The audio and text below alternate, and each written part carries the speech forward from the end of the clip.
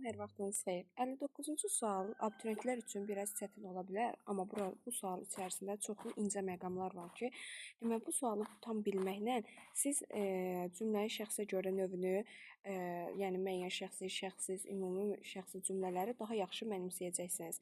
Və deyir ki, hansı sətrə nümunələrin hər ikisinə uyğunluq var. Nəqli cümlədir. Mən baxıram ki, Cahandar ağanın ağlı başına gəlməmişdir. Doğrudan da nəqli cümlədir, təsdiqlədi. Belə adamlara heç vaxt göz dikməyin. Mübtədası təsəvvür edilə bilmir.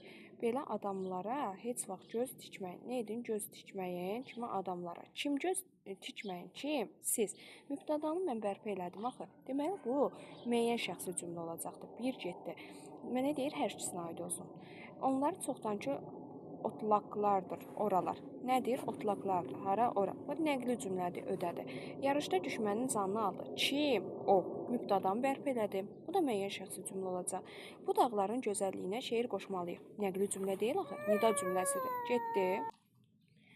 Sonra, buradakı ağacların bar verən vaxtı idi. Bax, burada mübtədanı bərpa eləmək olmur. Bunu ödədi, amma birincini ödəmədi.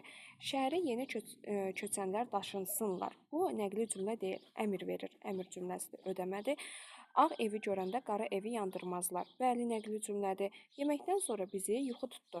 Yuxu tutdu kimi bizi. Mən bura mübtəda artıra bilərəm? Xeyr, yeməkdən sonra zərflik, tamamlıq və xəbər var. Cavabımız oldu E variantı. Uşağın səsinə görə də üzr istəyirəm.